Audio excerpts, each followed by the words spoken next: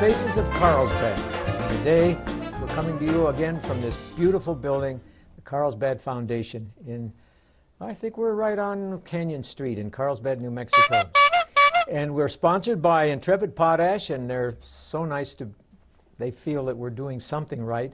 And when we introduce you to all these lovely people, you'll know that we're doing something right. Anyway, our guest today is a very lovely lady by the name of Dee Williams. Dee, welcome to the Thank you. Faces of Carlsbad. Thank you very much. I'm happy to be here. Well, I noticed one thing, and it was brought up to me a moment ago, that we're wearing the same colors. Why, yes, you've got some Rita colors on there. Yes, I'm really proud of these colors. We are too. Well, first off, before we get involved in what you're doing today and where you're working, let's go back in the early days with your family background, where they originated from, and et cetera, and where you were born. Okay. Bring us up to date. Okay. My family is originally from South Dakota and Nebraska. My grandparents moved down here, and my grandpa actually retired from the old Eddie Potash mines, and they started the Circle S feed store, which has been here since, I don't know, the 60s, I think, maybe. Yes, yeah, definitely. So that's where I came from. I'm the oldest grandkid of the Menuet family. Now, wait a minute. Where in South Dakota did they originate? Pine Ridge area. Pine Ridge? Yes. That's up in the Indian country, isn't Yes, it? it is. Yeah. The Sioux country. Oh, my gosh. Yes, it sure is. And we moved away when I was 4, and I was raised in Nebraska and Wyoming. We moved back here in the middle of my junior year, and I graduated from Carlsbad High School. 1 month to the day following my graduation, I entered the United States Army. And while serving in the Army, I spent a year in Korea and a few months at Fort Bragg, North Carolina. And following that, I relocated out to California, where I was an animal control officer and a humane investigator. In the Army, let's back up a little bit. You were in the infantry? Or? Oh, gosh, no. No, I was a quartermaster, logistical specialist. I dealt primarily with supplies, but both units that I was assigned to were airborne units. So. Oh, I see. So, yeah. So where did you do your training at? I went to basic training at Fort Jackson, South Carolina, and I went to my advanced individual training at Fort Lee, Virginia. Oh, yeah. Yeah, very, very different than here in southern New Mexico. Oh, and how? I did mine when I was in the military at Aberdeen Proving Grounds. Oh my, cold up there. U.S. Ordnance, yeah. Yeah. My famous words were when I first got there, I said, thank goodness, I came from Ohio, and I said, thank goodness we're now in the South. And the temperature was, when I got off the train, was 14 degrees above zero, and I thought, oh my gosh. Oh, this was in January. And I said, this is the South. I learned a lot in those days. Well, go ahead. So anyway, I moved to California, was a humane investigator and animal control officer there. And then I relocated back here to Carlsbad in 2002. Came back home to be near my family. And my son and I came back here. And I did a few random things, sold insurance, worked at Nichols Printing temporarily, things like that. But my heart is really in law enforcement, kind of that realm. So I got a job at the Eddy County Detention Center. And yeah, and then following that, I kind of did a brief stint back out to Las Vegas, Nevada, where I tried my hand as a bail bondsman. Absolutely hated that. The money was nice, but it just wasn't anything that I felt passionate about. So I came back here and applied for a position at the Eddy County Sheriff's Office as a deputy. Didn't get that, but got hired as a dispatcher, and I just fell in love with it, and I've been doing it pretty much ever since. Well, I want to back up when you talked about a bail bondsman. Now, what exactly does that do? People hear about it, but what actually happens as a bail bondsman? They essentially put up a promissory note to get people who are charged with a crime out of jail. And I realized very quickly that regardless how much money they gave me, my heart was in keeping bad people in jail, not in necessarily letting them out. So it wasn't a very good fit for me. Yeah, so. okay, I like that. So anyway, and then they would have to pay you back, right? Well, in Nevada it was 10%. I think here in New Mexico, I think it might be 15. I'm not really sure of whatever the total bond amount is. It's called a surety, and they put up that 10 or 15% towards whatever their total bond amount is. Now, if they skip out or don't appear for their court appearance, then they're on the hook for the entire amount. But, I see. Yeah, it's kind of like buying an insurance policy. Yeah. So anyway, yeah, that's pretty much. I mean, I'm the mother of 4 kids. My husband and I have been married now for it'll be 7 years in July, and he's actually up at the Public Safety Academy in Santa Fe. He's a police officer with the Carlsbad Police Department. So, Oh, I so see. it kind of runs in my family. Law enforcement's just one of those things that we're really passionate about. So. Yeah, it does with me too. You know, I've ridden 135 times with our local police, full 8-hour shifts. 135. Yeah. Full 8-hour shifts. Yeah, 8-hour shifts. Wow. And I tell them, every officer I ride with, I usually run the afternoon shifts from 2 until 10 That's at when night. all the excitement happens. Yeah, and usually we get off 5:30, 6 o'clock to eat. I said, you put up with me for 8 hours, the dinner's on me. So I always buy them They dinner. put up with you. I They know, put up- because you're just so hard to get along with. I don't know how they do it. I don't either. It's just disgusting. So now you got involved then with, tell us a little bit about the job in Artesia. That's where it's located, right? Right. We're located on the Federal Law Enforcement Training Center, FLETC. We dispatch, we're one of 2 PSAPs within Eddy County. The other one is located here in the city limits of Carlsbad. So essentially, the Regional Emergency Dispatch Authority, or RETA, as we refer to ourselves, we're responsible for dispatching all other agencies in the county, aside from the Carlsbad Police Department and the Carlsbad Fire Department. Now, on those instances where the Carlsbad Fire Department is responding to a county call, they switch over to our radio frequencies and we handle their dispatch as well. So everything from the Village of Hope, Village of Loving, all of the volunteer fire departments, National Park Service we assist with, Game and Fish. Wow. I mean, you name it. If it's law enforcement here in Eddy County, we deal with all of it. How many- Or fire. Yeah. I should say emergency services here in Eddy Now County. you have 3 shifts, We only have 2. We 2 work 12-hour shifts. 12-hour shifts. And how many on a shift? Well, ideally, we have optimum manning is 4 persons per shift. Ordinarily, we function with 3. Occasionally, if we don't have people gone at training or out due to medical whatever situation, we have the 3 that man the consoles and then a supervisor. So that's our ideal staffing. Unfortunately, we don't always have that, but we will at least have 3 people at a console. Well, this Rennie is a lady I'm familiar with because I have ridden with her husband a couple times. Sergeant Ernie? Yeah, Sergeant Rennie. And she is involved in that, isn't She's that our director. She's the director of the program. Yeah. That's what I thought. Yeah, she's got, oh gosh, I don't want to throw a number out there, so we'll just say several years of experience, and she brought quite a wealth of knowledge to our facility. She actually began her career in Lubbock and had been with the Sheriff's Department right up until our consolidation and when we relocated to Artesia. So she's been doing this for several, I'm not going to throw a number out there, but she's been doing it for a while. No, she's very good. Yeah. Now, when did this start in Artesia? About a year ago or so? Oh no, we've been consolidated now. They consolidated in 2007. Oh, that far along? Yeah, our go live date at the new facility was in February of 2010. So we've been over there for about 3 years now. 3 years now. A little over 3 years. And you cover all of Eddy County, Yes, sir. Yeah. with the exception of, as you said, Carlsbad. And we are their secondary PSAP. So in the event that any type of catastrophe or something like that strikes Carlsbad PD and renders them incapable of handling radio traffic or handling their 911 calls, they can flip a switch and all of their functionality comes to us. Well, you mentioned PSAP. When I walk down the street, some of the people look at me and they say, there goes peculiar SAP. Oh, That's PSAP. I'm sorry, Now, I speak in acronyms. What does that refer to now? Public service answering point, essentially where your 911 calls yes. go. Okay, public service answering point. It's a hard habit to break to not talk in acronyms when you're not talking No, to no, that's fine because people you know who- at least they're not calling me that. But They that's all right. probably still will call you that, but it means something totally different. So anyway, you've got the head lady would be Mrs. Rennie, Director Rennie, and she's on one of the shifts. No. Occasionally, she can fill in. She hasn't missed a beat in that aspect. She maintains all of her continuing education requirements. Her certification hasn't lapsed. So in times when we have some type of extreme staffing issue, Yeah. she does man a console. She manned a console yesterday for approximately 3 hours. We had some Wow. kind of stressful, hectic, long-lasting calls that happened yesterday in dispatch, and so she manned a console for about 3 hours. So that leaves basically then 2, 3, the largest number would be 3 people handling all of these calls, but sometimes you're only down to 2 people, right?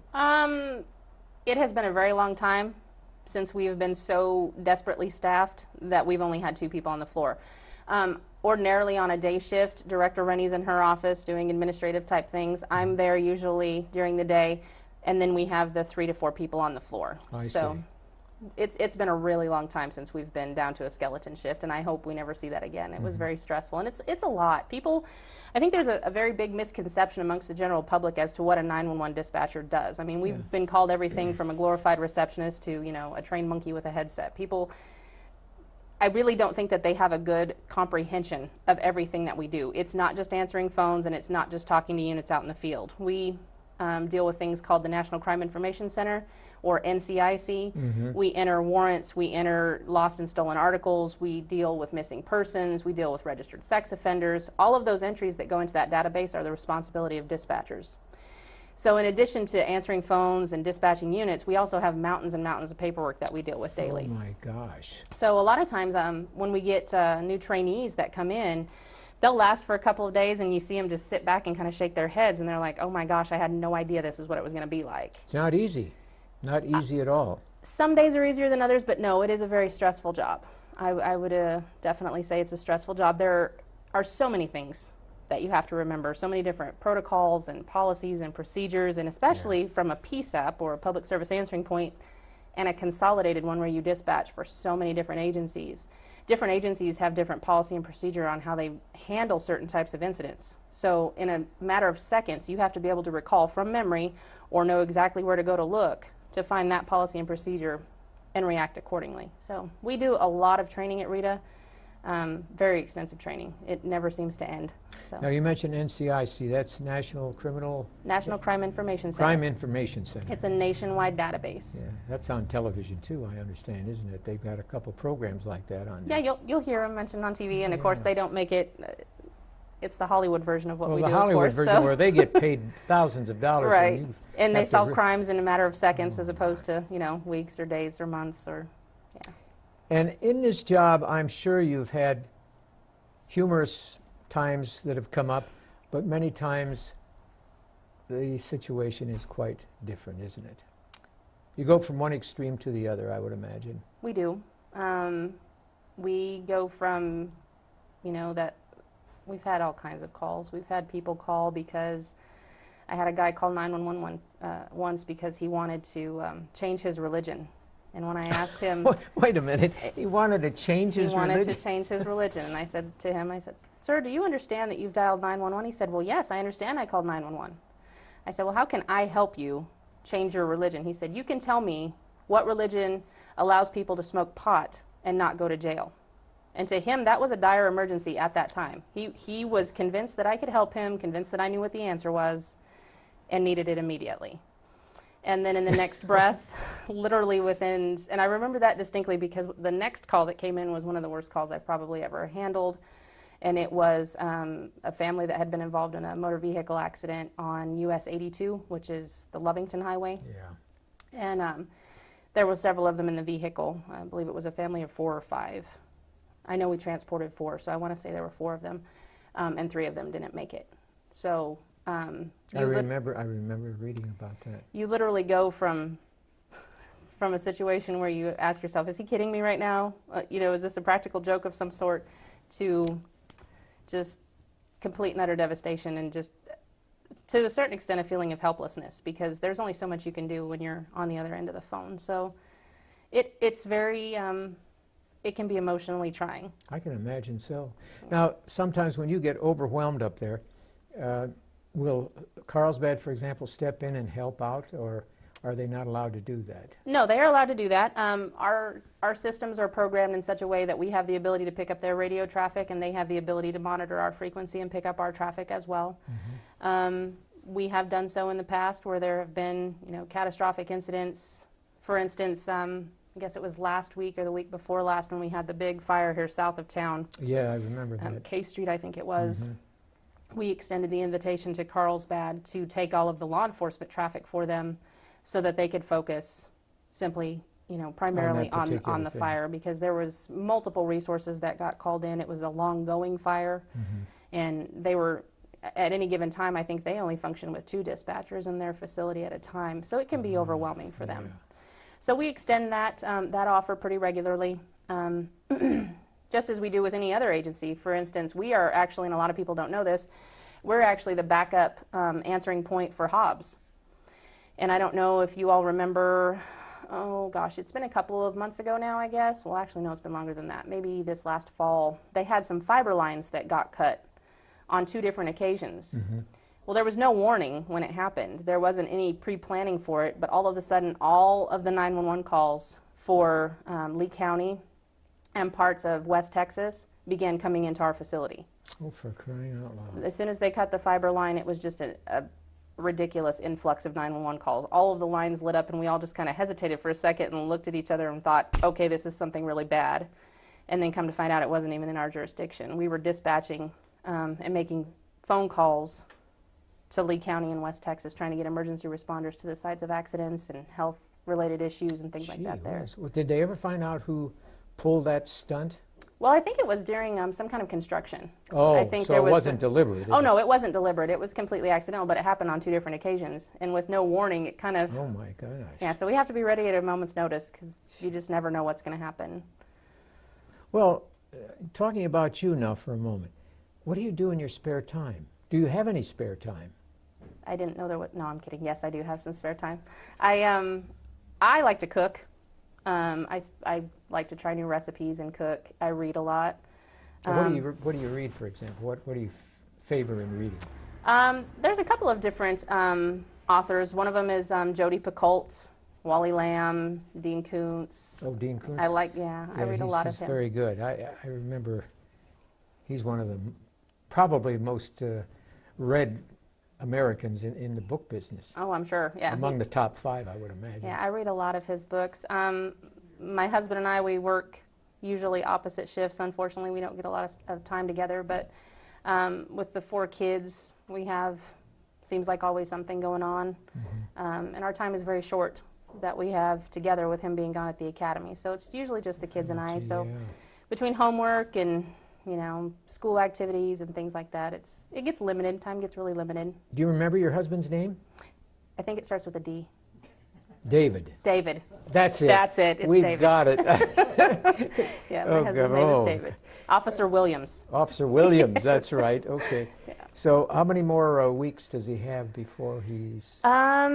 He just hit the halfway mark. So he's got about 10 or 11 more weeks left. Oh, I see. Yeah, he's got a 22-week academy up there. So Now that's for the police department? Police department here in Carlsbad, So in the future I might be riding with him?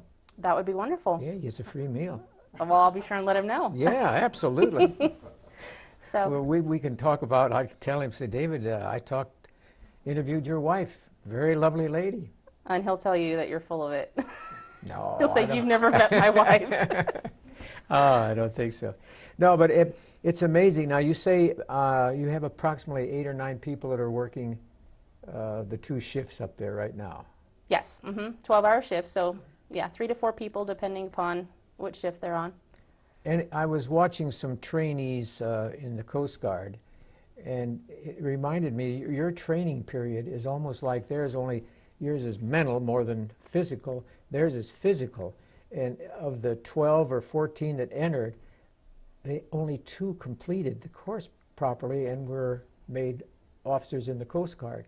The others a couple of them looked at the first week and said, this is not for me. We get that sometimes in dispatch. Yeah, I was going to say, they sit down and you break them in gently. We try. It doesn't always work out that way. And then way. all of a sudden they say, what is she talking about, Well, and I will say this, for our training program, our training coordinator, her name is Robbie McCormick, she has a background in education. Good. So she does an absolutely phenomenal job of recognizing the different styles of adult learners and developing a curriculum that is tailor-made to their needs to best get the information that we have to get across to them in a way that they can understand and retain. So she does a phenomenal job at that. I think the most daunting thing about our job is the volume of work that we do. And just if you can't multitask, you cannot do our job. It's that simple. You have to be able to talk on the phone, answer your units in the field, recall details by memory just that fast, and be able to switch gears very quickly. Like I explained to you before, you can go from a call that's just completely ludicrous and you kind of have to control yourself and compose yourself and not burst into laughter to just something that is just It's absolutely horrible, and it'll take you months to get it out of your mind, if you ever manage to get it out of your mind. Any dispatcher who's been on the job for any period of time will tell you that there are always going to be those calls that you just second guess yourself. You armchair quarterback yourself to death. You know, shoulda, coulda, woulda. Should have done it this way, could have turned out this way, and it will eat you up if you let it. The key is to not, and to remember that you did exactly what you were trained to do as you were trained to do it in the most expedient and efficient way possible. As long as, and that's what I tell my trainees, as long as you can go home at the end of the day and say, I did exactly what they trained me to do, the way they trained me to do it, then that's the best we can ask of you. The worst thing you can do in the field of emergency services is fail to act at all. Yeah, I would imagine so. The worst thing you can do is freeze up or just shut down and not deal with the situation at hand. Like I said, we put a really, really big emphasis at read on training. We never stop training. There are all sorts of avenues out there for public safety telecommunicators. That's our official title. There are all sorts of avenues out there for us to train in, to get experience. Myself, I came from a law enforcement background. I came from a correctional background, so I had a little bit of a leg up on other people who are just brand new to the field. I had a pretty good understanding of how all of the different cogs in the wheel fit together and how they all work together.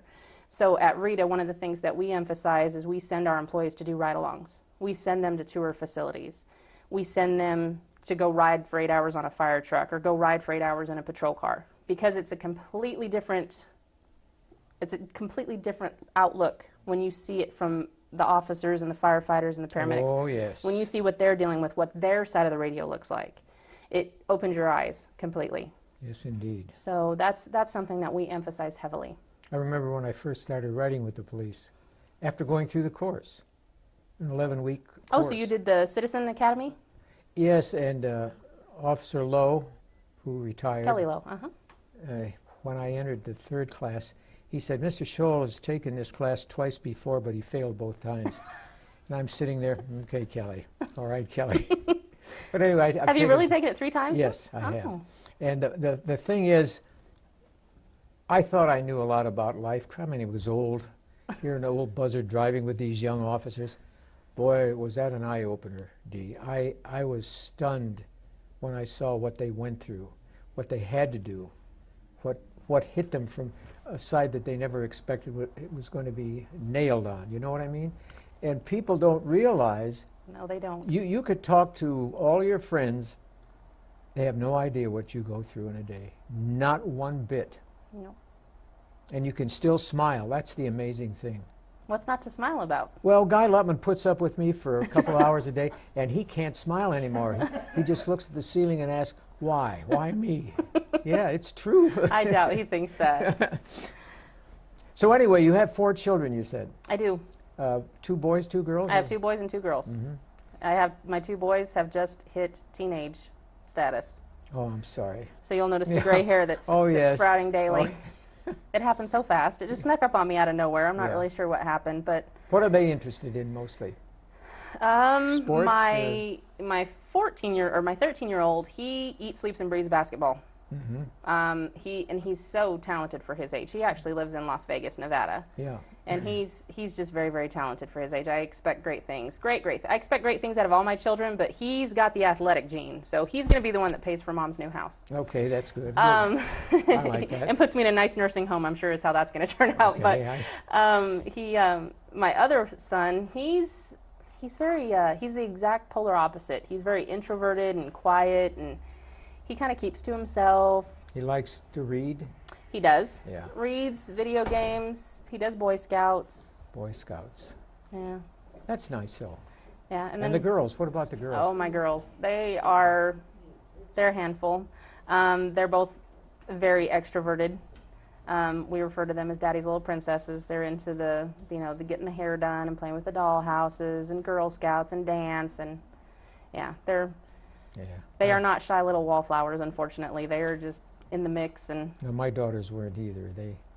They were always Daddy's girls. Oh, my daughters are very much Daddy's girls. Yeah, they think that was the rest of the family didn't have much use, but the girls said, no, don't talk about my dad. Yep, that's how my girls are. But they're all very, very good kids. I've been very blessed in that respect. They're very good kids. Yeah, that's wonderful. especially in my job, I deal with parents calling saying, my 10-year-old doesn't want to get up and go to school, or, my 14-year-old is hitting me, and I think to myself, Oh, my God. how does that happen? Isn't that ridiculous? It boggles my mind. I look at my kids and I'm like, thank you. You guys Can you are imagine, such good kids. when you were growing up, can you imagine if your mom or dad said it's time to get up, you'd say, oh, I don't feel like it. Oh, they would come in a hurry and say, there's the door, up now. I'm pretty sure there probably would have been something else involved besides kind words. Yes, I think you're right. And I'm pretty sure there would have been no one to save me. So I didn't, the idea never crossed my mind. That was one of the things I think that, and it doesn't fail to take me aback every time I see it. The disrespect that today's children deal with their elders, and especially their elders in law enforcement. Yes. I've seen the way some of these kids talk to people in uniform. I'm a grown woman, and I don't talk to cops like that. No, I get paid to tell them where to go, but I do it nicely. I don't talk to them in that way. My parents would have never tolerated that. No. Ever. But we have to say this in defense of many of them.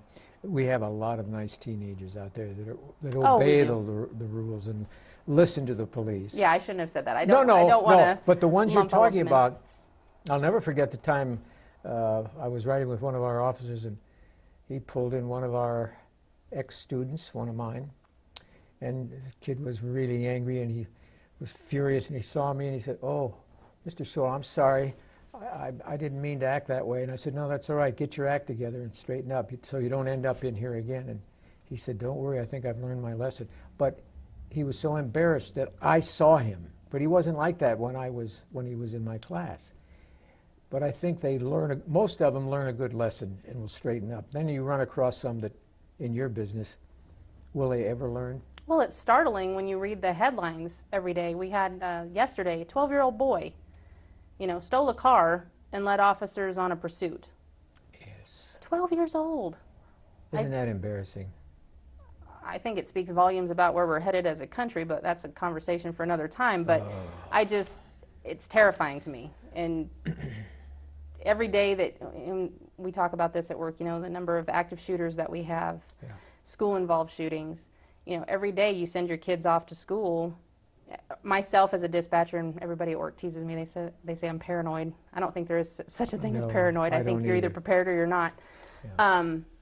It gives you pause every morning. You hear about a kid bringing his dad's, little small snub-nosed .38 to school, and your heart kind of skips a beat. Isn't that the truth, though? I mean, we had an incident like that a few years ago in Artesia. A little boy, 10-year-old little boy, brought his dad's snub-nosed .38 to school, and thankfully he showed it to a friend, and the friend had the sense to go and tell a teacher. I don't think he did it to be malicious. No. But the fact of the matter is he brought a loaded firearm to a school as a second grader. And it could have killed another student. It could have killed him.